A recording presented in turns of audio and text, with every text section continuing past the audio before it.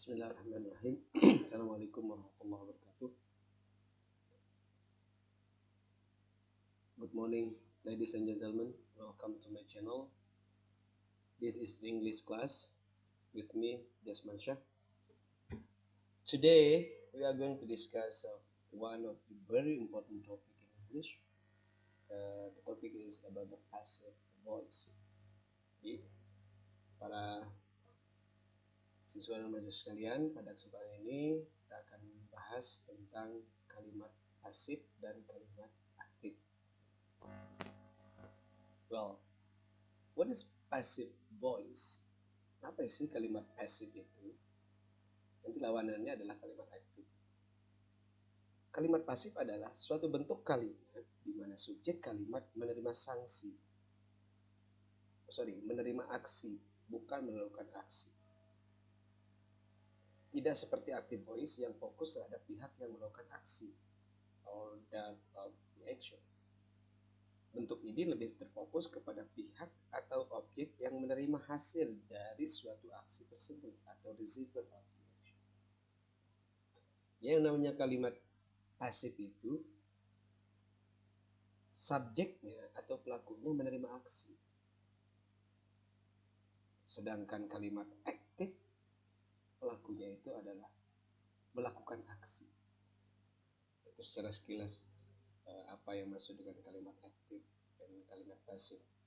Nanti dalam bahasannya bentuknya akan berbeda-beda sesuai dengan jenis tensisnya. Well, to start of discussions about it, I'm showing you this slide. I took this slide from website of Betty Azar. It's very famous writers in English. Right. Look at the sample. Lihat contohnya di sini. Ini adalah kalimat aktif. The carpenter sent it to work. Jadi subjeknya adalah the carpenter, send it-nya adalah predicative, kemudian the word ada objek. Jadi yang melakukan aksi adalah carpenter. Jadi makanya dia juga kalimat aktif. Kerjaannya adalah send it yang dilakukan terhadap the word sebagai objek. Kalimat ini ketika diubah menjadi kalimat pasif, maka yang ditekankan ada pada objeknya. Maka objeknya selalu berada di awal kalimat. Yang tadinya di kalimat aktif sebagai objek di akhir kalimat, setelah predikat, di kalimat pasif, objek tersebut muncul di bagian awal karena yang ditekankan pada objek.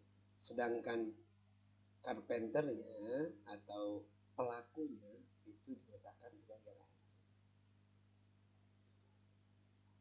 Yang paling harus diingat oleh kita sebagai pembelajar bahasa untuk memahami kalimat pasif ini adalah bahwa secara umum kalimat pasif itu dibentuk dengan formulasi to be. To be itu nanti disesuaikan dengan jenis tensesnya, bisa is, am, are kalau dia present tense, dan nanti pilihannya berdasarkan pada subjek, kemudian diikuti oleh kata kerja bentuk ketiga atau past participle. Nah, di sini to be-nya adalah was. Kenapa was? Karena kalimat yang kita ubah bentuknya menjadi kalimat pasif adalah dalam bentuk past tense. Sehingga to be-nya harus dalam bentuk past. Sedangkan send it di sini adalah bentuk ketiga dari send it yang ada di kalimat aktif.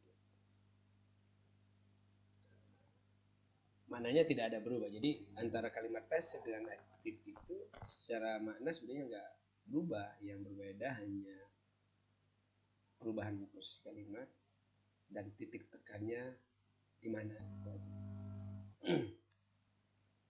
Oke guys, kita lanjut. Ini contoh kalimat aktif yang kedua. Carol sold the house. Carol sebagai subjek, sold predikat, the house the object. Kira-kira gimana nih kalimat pasif? Tadi disampaikan bahwa objek itu dimunculkan di awal. Maka kalimatnya akan menjadi the house. Kemudian letakkan to be setelah subjek, was. karena past tense. Kemudian sold-nya diubah menjadi bentuk ketiga, sama kebetulan irregular secara perubahan secara beraturan. Kemudian pelakunya diikuti oleh by Carol. Kalau kita lihat panahnya seperti ini perubahannya. Jadi Carol telah menjual rumah telah dijual oleh Carol. Kira-kira begitu. Jadi objek objektif sedangkan subjek pada pasif.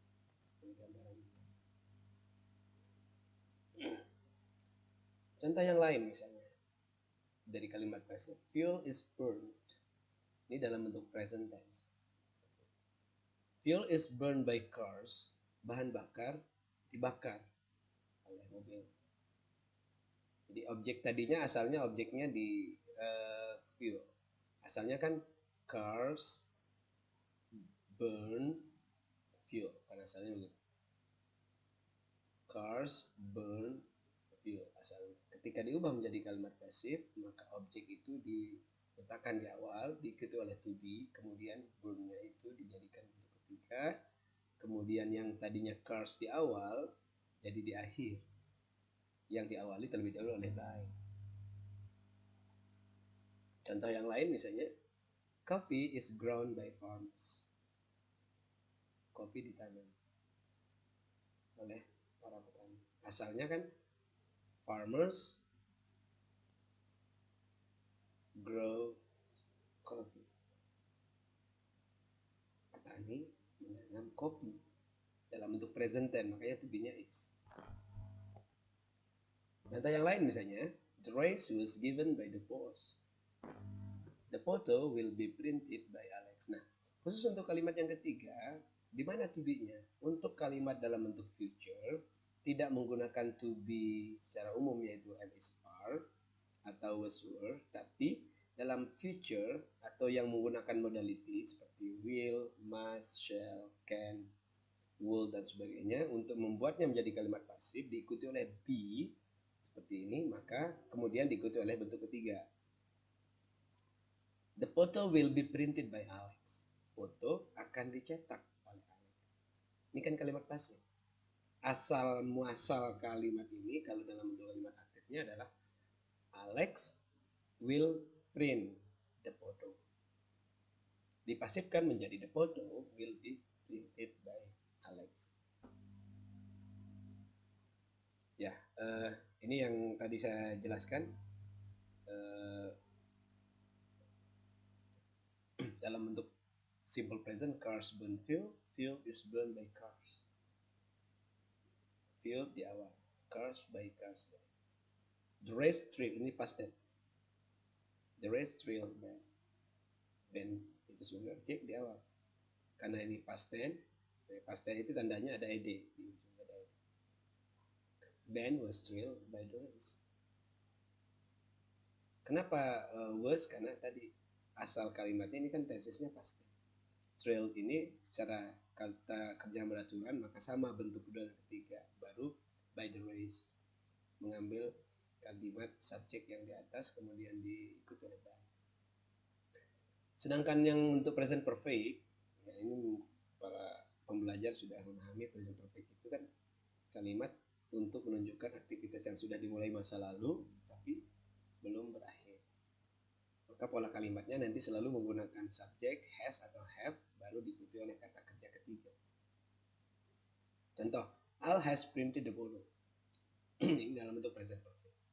Al sebagai subjek, has printed sebagai predikat, the photo sebagai objek. Nah, khusus untuk perubahan bentuk dari present perfect, itu ada tambahan been setelah auxiliary has. Baru diikuti oleh kata kerja ketiga. Di sini to be-nya mana? To be-nya ini adalah menggunakan been. Jadi the photo objek, kemudian has, ngambilnya dari sini, kemudian disisipkan kata been, baru bentuk printed yang ada di kalimat asal dalam bentuk kalimat aktif tinggal dipindahkan ke kalimat pasif karena bentuk printed di sini sama-sama bentuk ketiga. Jadi the photo has been printed by Al has printed the photo has been printed by. Untuk yang future, sebagaimana tadi juga saya singgung sebelumnya, ditambahkan be. New cars will save. Mobil baru akan menghemat bahan bakar. Ingat, objeknya fuel, will, be. Save ini bentuk pertama, ubah menjadi bentuk ketiga. Karena ini regular verb, maka tambahkan ed. Jadi saved by cars. Oke.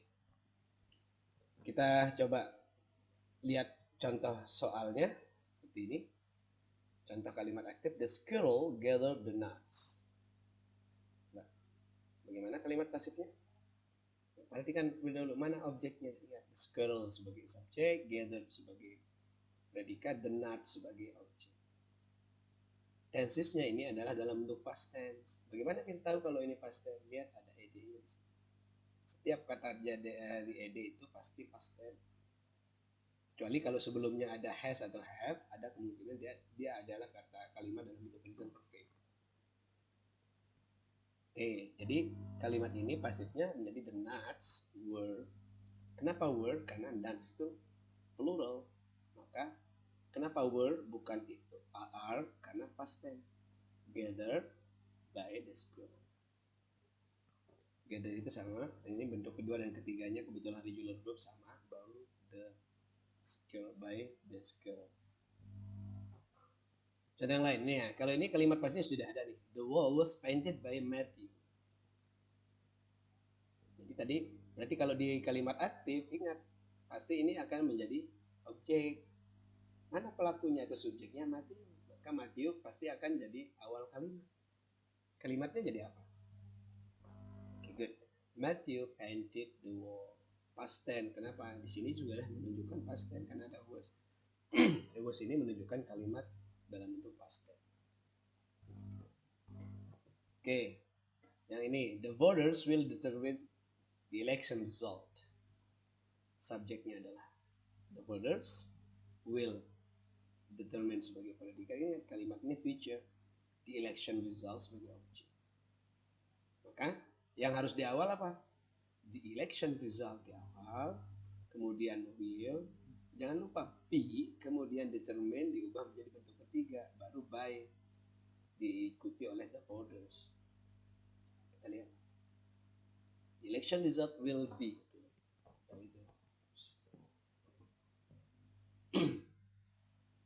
Tapi tidak semua kalimat itu bisa dipasifkan. Because for transitive can be formulated in passive. Sedangkan intransitive itu artinya kalimat yang ada objeknya. Sedangkan intransitive yang tidak ada. Seperti kalimat Erica's niece, ini nggak ada objeknya. Jadi nggak bisa dibuat menjadi kalimat passive. Atau I go to school, nggak ada objeknya. Atau she sleeps, nggak ada objeknya. Yang bisa dipasifkan itu adalah kalimat yang ada objek. Karena nanti pembuatan kalimatnya adalah selalu memunculkan objek sebagai subjek dalam kalimat pasif. Nah, kalau ini kira-kira bisa dipasifkan nggak? Ya bisa, karena ada objeknya. Makanya disebut sebagai transitif. Jadi transitif itu adalah kalimat yang perlukan objek. Ini they saw the accident. Janet earned the promotion. Kalau intransitif, a problem occurred. Sebuah masalah terjadi. Nggak ada objek, jadi nggak bisa dipasifkan. They arrived late. They subject arrived predicate. Late itu apa? Ini sebagai adverb, bukan objek. Makanya kalimat ini intransitif nggak bisa dibuat menjadi kalimat pasif. Nah ini ya. Jadi transitif verb plus objek, intransitif verb tanpa objek.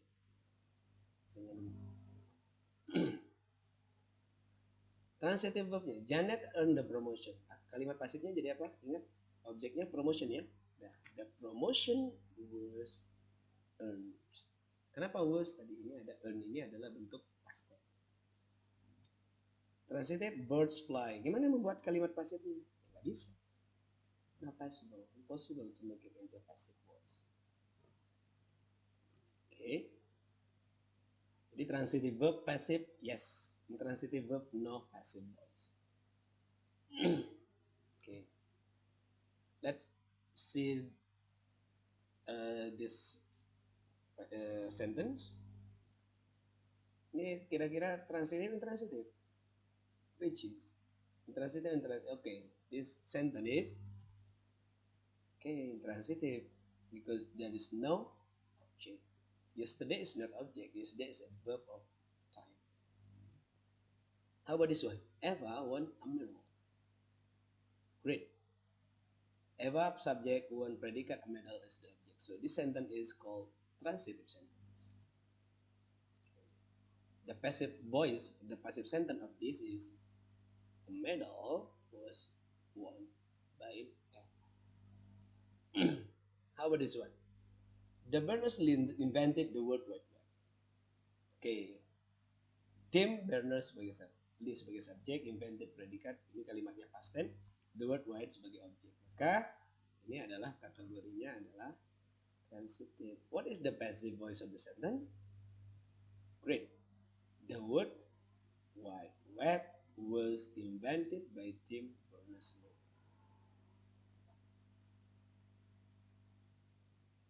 Okay. We go to this sentence. Okay. Ini masih tadi bicara masalah kalimat pasif. This desk was made by, gitu ya, was made by, ini kalimat pasif. By praise artinya diikuti oleh kata by yang diikuti oleh kata benda, itu sebagai by praise. Okay. This desk was made in Taiwan. Corn is eaten in many places. Jadi ingat, kalau dalam kalimat pasif itu tidak wajib kita memunculkan siapa yang melakukannya. Kalau seperti ini, this desk was made, siapa yang buatnya? Ya kalau kira-kira informasi tentang yang buatnya nggak dulu penting, nggak usah juga apa-apa. Boleh langsung diikuti oleh kata keterangan, adverb of place misalnya. Seperti this desk was made in Taiwan. Bangku ini dibuat di Taiwan. Kalau mau lebih lengkap, this desk was made by bla bla bla in Taiwan. Bangku ini dibuat oleh si A di Taiwan boleh. Tapi kalau nggak perlu disebutkan, nggak terlalu penting untuk disebutkan. Corn is eaten. Jagung dimakan. Siapa yang makan jagung? Mungkin di sini tidak terlalu penting, ya usah dimunculkan, langsung tempatnya disebutkan. Corn is eaten in many places. That apartment was built in 2027.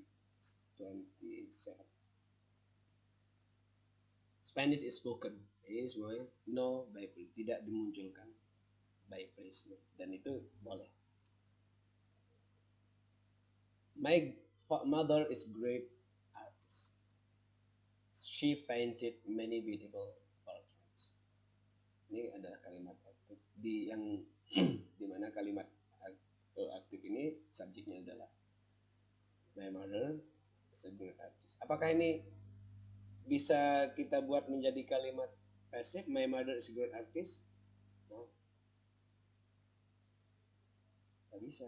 Kenapa? Karena di sini tidak ada objek.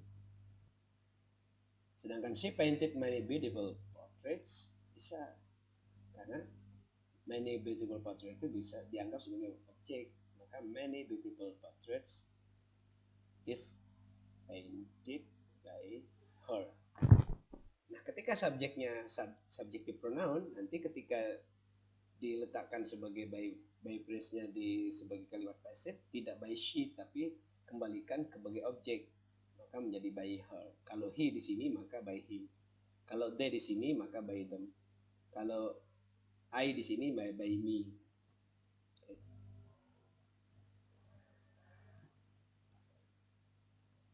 Oke. Kita lanjut ke latihan berikutnya. Active sentence Shakespeare wrote Hamlet. Pasifnya apa? Good. Hamlet was written. Many students use computer. Computers are used by many students. Tina taught me how to knit. Ini bisa bentuk lain. I was taught to knit by Tina atau I was taught by Tina Turner. Tina mengajarkan saya bagaimana menyelam. Saya diajarkan bagaimana menyelam oleh Tina. Kalau ini dalam bentuk continuous. Continuous itu artinya kalimat yang bermakna sedang. Untuk kalimat tensesnya continuous, nanti selalu disisipkan kata being setelah to be, baru diikuti oleh kata kerja ketiga untuk menunjukkan bahwa kalimat itu continuous, baik itu present continuous maupun past continuous. He is taking a photo. Dia sedang mengambil foto. Photos are being. Jadi setelah to be, kenapa are? Karena ini kan photos itu plural. Kemudian karena ini continuous, maka ada being, baru take, asal katanya take itu ubah menjadi bentuk ketiga, tambah. Ini kebetulan tidak beraturan. Irregular verb. So photos are being taken. By siapa? Him. Nah, ini him bukan by him. Karena he di sini kan sebagai subjek, sedangkan ketika di sini dia harus sebagai objek, maka kita menggunakan yang namanya objective pronoun him. Kalau di sini she is taking a photo, maka di sini photos are being taken by her. She is writing a book. Mana objeknya? A book is being written by her. Jadi present progressive passive form MSR plus being, ya, plus past participle. Kalau dia past continuous, maka was dan were plus being plus past participle. Past participle itu artinya kata kerja ketiga kalau bahasa guru-guru kita. Nah, seperti ini. He was taking photos. Jadi photos were being. She was writing a book. A book was being written. Dalam bentuk past progressive atau past continuous. Okay, let's practice it. Two great teams are playing hockey. Two great teams sebagai subjek, are playing sebagai predikat, hockey sebagai okay. Maka hockey is beat by two teams. Someone was building a guest house in Bhutan. Karena objeknya someone was building a guest house pasti. A guest house was being built. Jadi building ini built-in kan. Build itu bentuk pertama, ubah menjadi bentuk ketiga menjadi built in Bhutan. Kalau misalnya by someone boleh juga, is being built by someone in Bhutan, atau nggak usah disebutkan juga nggak apa-apa. Alan studying the memo, pasifnya adalah the memo is being studied by. Nah, kalau ini yang tadi di awal saya singgung sedikit, kalau tenses dengan menggunakan future dalam bentuk future atau modality, maka nanti tambahannya be. Lin will send it. It will be sent. Will be. Lin can send it. It can be. Will be, can be, must be, gitu ya. Lin must send it. It must be sent. Jadi kalau dalam ada modal auxiliaries seperti may, must, can, will dan sebagainya, would, should, maka tambah be baru diikuti oleh kata kerja ketiga. Modal seperti yang tadi, will, can, must, would, should dan sebagainya, plus be baru kata kerja bentuk ketiga. Let's practice it. Someone must mow the grass today. Passive modals. This grass must be, okay, must be mowed. You should not feed candy to babies. Passive modalnya babies should not be fed. People cannot control hurricanes. The passive voice. Okay. Ya, people can control the hurricane. Passive modalnya adalah hurricane cannot be controlled. Oke, tadi saya mengatakan bahwa ada yang disebut dengan stative passive. Jadi yang dimaksud dengan stative passive itu passive yang sudah tetap.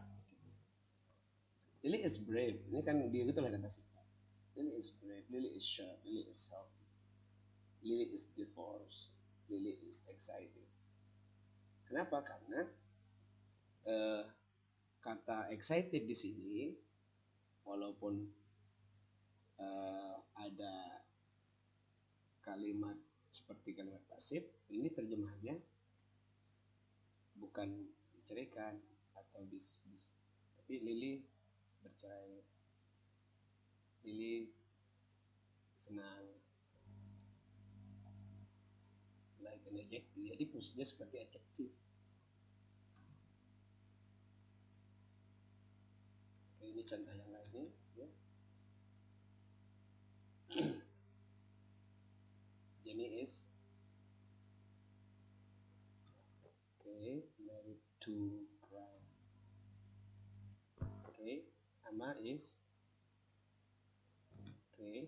happy with her new laptop. Abe is 17. He seems young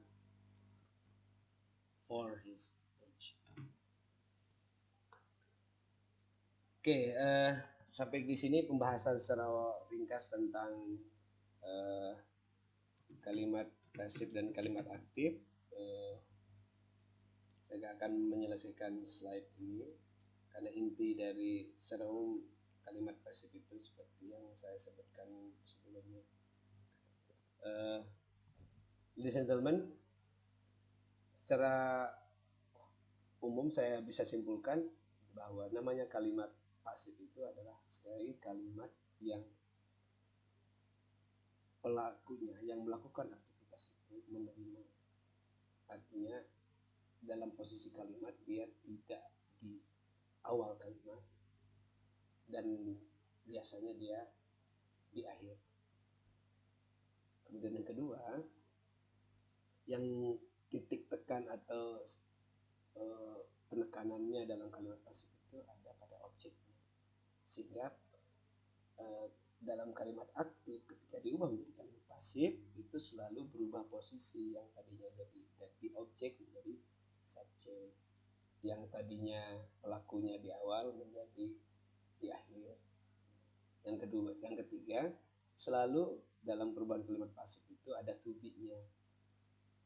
To be itu nanti bisa berbentuk FSR kalau dia present tense, atau was were kalau dia past tense. Kemudian kalau dia present perfect, kalau perfect tense lah, di situ biasanya ada been yang diletakkan setelah have atau has atau had, baru diikuti oleh kata kerja. Tapi kata kerja ketiganya selalu dimunculkan dalam kalimat pasif. Kemudian dalam continuous, kalimat yang bermakna progresif atau sedang, ada being yang diletakkan setelah to be, kemudian being baru diikuti oleh kata kerja ketiga. Ya, untuk lebih jelasnya Anda bisa download video-video lainnya terkait dengan pembahasan tentang kalimat aktif dan kalimat pasif, atau membuka buku atau mencari file-file yang relevan terkait dengan kalimat aktif dan pasif dari internet. I think that's our class discussion today. Hopefully your understanding of the passive sentence will be better and must be better. Nah, secara sederhana itulah yang harus dikuasai, dipahami terkait dengan kalimat aktif dan kalimat pasif dalam bahasa Inggris. Jangan lupa untuk di-share kalau video ini bermanfaat dan bisa diyakini bermanfaat orang lain, dan jangan lupa subscribe my channel. Mohon maaf, videonya mungkin nggak sebagus yang sudah ada di YouTube yang pertama, karena ini dalam proses pembelajaran.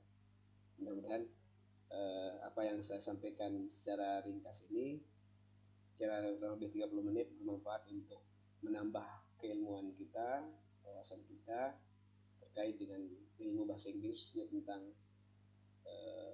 passive and active voice. Saya Dr. Jasman Syah MPD mengucapkan terima kasih atas perhatiannya. Mohon maaf. Allahumma taqabbal hadza sabil rasyad. Assalamualaikum warahmatullahi taala wabarakatuh.